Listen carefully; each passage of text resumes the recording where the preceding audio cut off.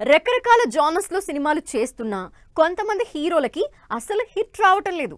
అందుకే ఈసారి రూట్ మార్చి ఆడియన్స్ కి రీచ్ అయ్యే కథలతో రెడీ అవుతున్నారు. మరి ఆ స్టోరీలేంటో, ఆ హీరోలు ఎవరో ఇప్పుడు చూద్దాం.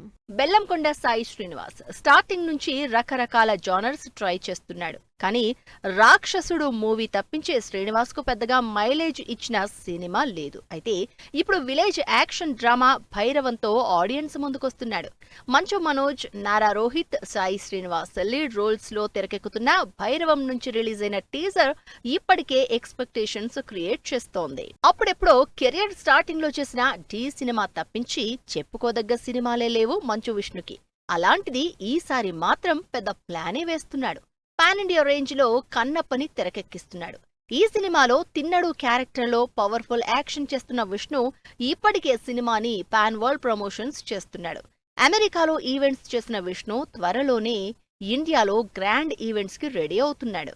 ఇప్పటికే ఈ సినిమా ప్రీ రిలీజ్ బిజినెస్ ని ప్రభాస్ పేరుతో సాలిడ్ గా చేసిన విష్ణు ఈసారి హిట్ గ్యారంటీ అంటున్నాడు. సాయి ధరమ్ తేజ్ కూడా కెరియర్ లో పడుతూ లేస్తూ వస్తున్నాడు. అలాంటిది ఈసారి మాత్రం సాలిడ్ స్టాండ్ అయ్యే సినిమా చేస్తున్నాడు మెగా మేనల్లుడు. పిరియాడిక్ యాక్షన్ థ్రిల్లర్ గా సంబరాల ఏటిగట్టు సినిమా చేస్తున్న సాయి ధరమ్ తేజ్ ఈ సినిమాలో ఫుల్ పవర్ఫుల్ రోల్ చేస్తున్నారు.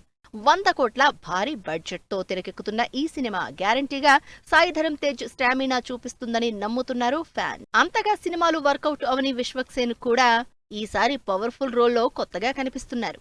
ఇప్పటివరకు మాస్ క్యారెక్టర్ లో కనిపించిన విశ్వక్ ఈసారి పోలీస్ రోల్ తో పాటు అనుదీప్ డైరెక్షన్ లో కామెడీ ఎంటర్టైనర్ గా ఫంకీ సినిమా చేస్తున్నారు.